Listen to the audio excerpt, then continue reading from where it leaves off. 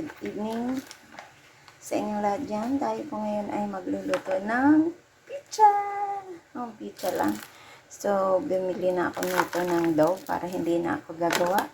At meron ako cheddar, easy melt cheese, at saka meron ako bell pepper and tomatoes and sweet ham. So, yan lang po ang ating ilalagay. So, ayan, ilagay ko na yung dough. So, ito, hinaluan ko ng cheese whiz at ketchup and mayonnaise. I-ano ko lang siya.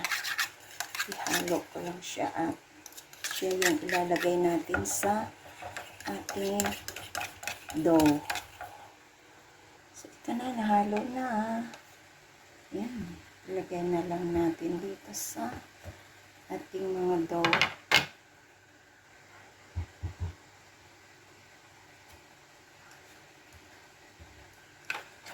Tamad ako gumawa ng dough.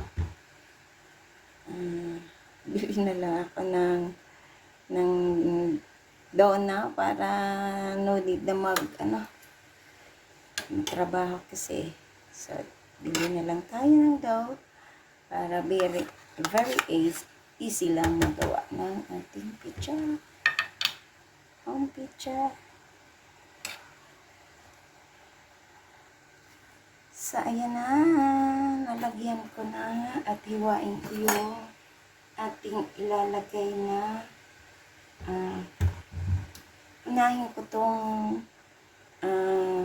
mga nakuha ko sa garden na mga bell pepper. So, ayan. Tinanggalan ko na siya. Ito'y mula sa aking backyard ng mga bell pepper.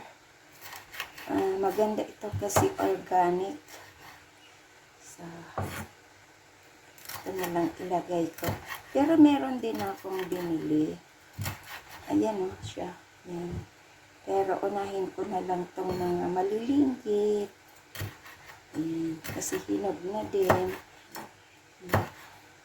Pag may nagluluto kasi ako at saka yung mga seeds nito, nilalagay ko dyan sa aking garden, kaya tumutubo.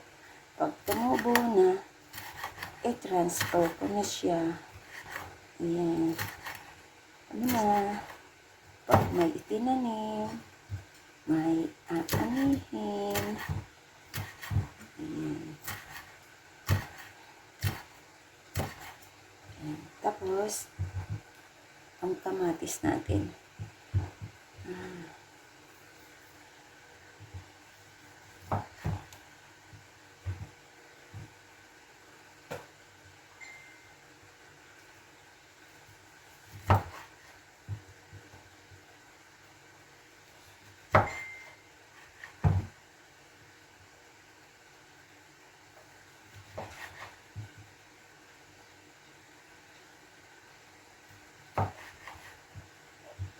Ayan. So, ilagay na natin.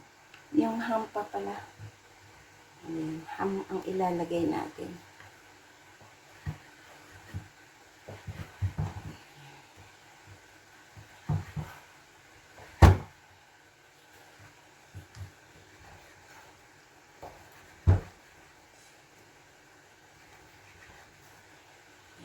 Okay na siya. So, ilagay natin dito sa ating dough. Ay, maglagay muna pala ako nito ng cheese. Pero pwede rin Ayan.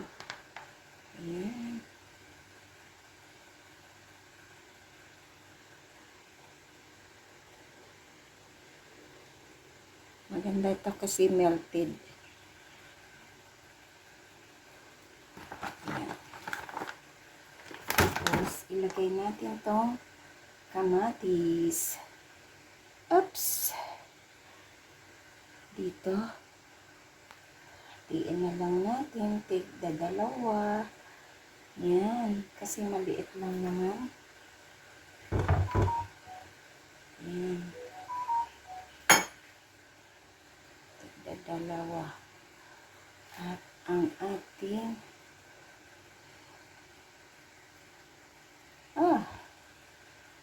Dami yan. Maliit lang pero maraming sangkap. O, diba?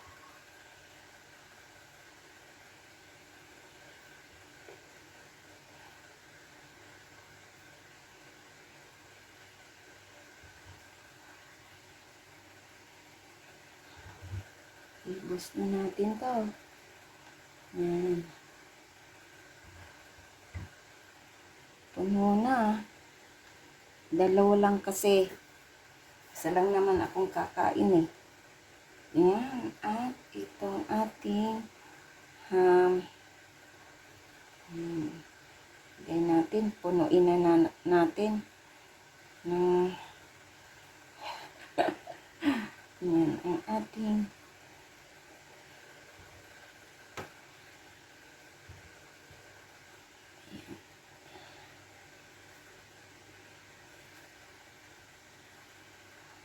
o, diba? Tapos, lagyan ulit natin ng cheese.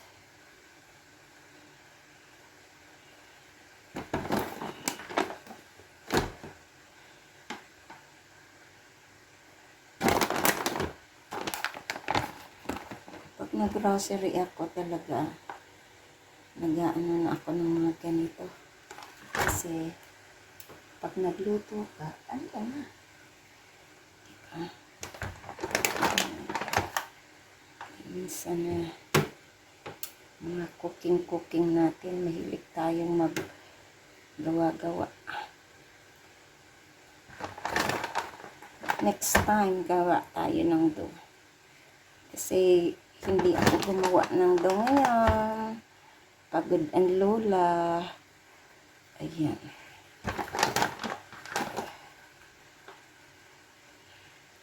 Meron pa akong pagod na mula sa probinsya. Na, pag sa bahay ka, ayan na. So, yan na. Nilagay natin. Isa lang na natin siya sa ating maliit na oven. Ilagay na natin siya sa oven. Hindi ako naglagay ng red onions. Kasi madami na maliit lang na ating dough. So, ayan. Maliit lang na oven to. Pwede po kayong gumawa sa kawali. So, isara na natin. At antayin maluto.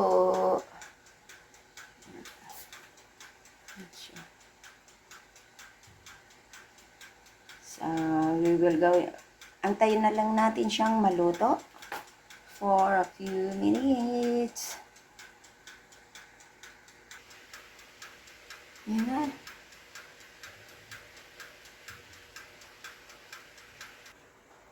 Ayan na. Luto na. Kuhanin natin. So, ayan na. Check natin ang ating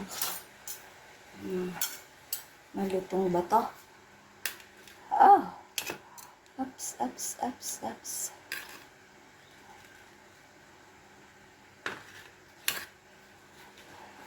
So, i-transfer natin into plate.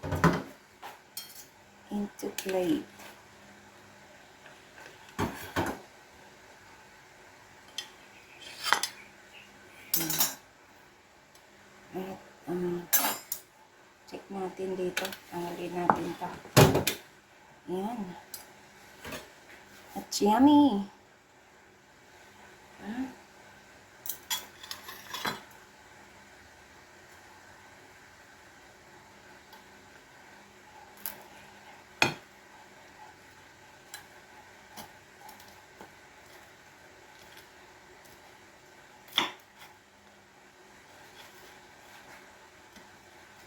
Ayan na.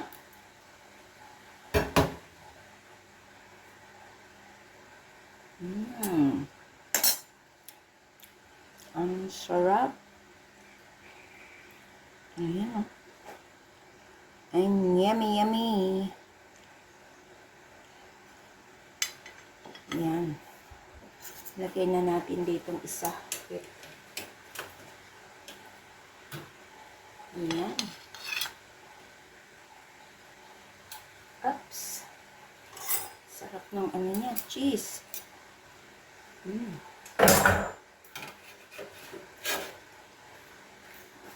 Ang sarap. Oh, oh, oh. Mm. Mm. Crunchy.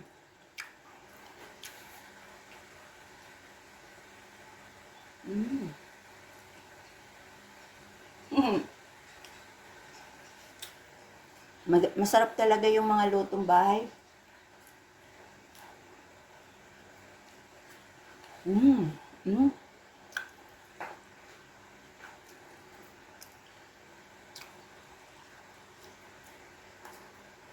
Mm.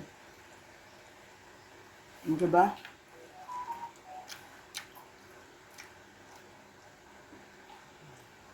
Ang bilis lang. Mm. So, salamat po sa inyong lahat. Salamat sa inyong pagdalo sa aking premiere for tonight.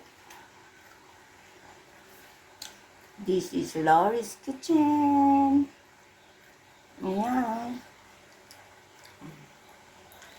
This is Laurie's Kitchen. Thank you so much for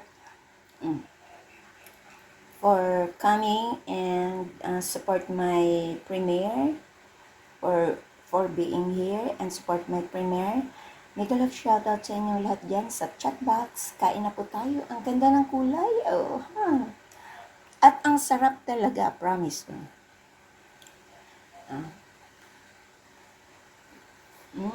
Promise you. And thank you so much po. This is Laura's Kitchen. Thank you and kain na po tayo. Bye-bye. Love you all. Salamat sa pag-attend nyo ng ating premiere. Paggawa ng ating pizza. Ang sarap. Walang sinabi ang mga pizza dyan sa labas. Diba? Punong-puno ng palaman. Yan, thank you and bye-bye.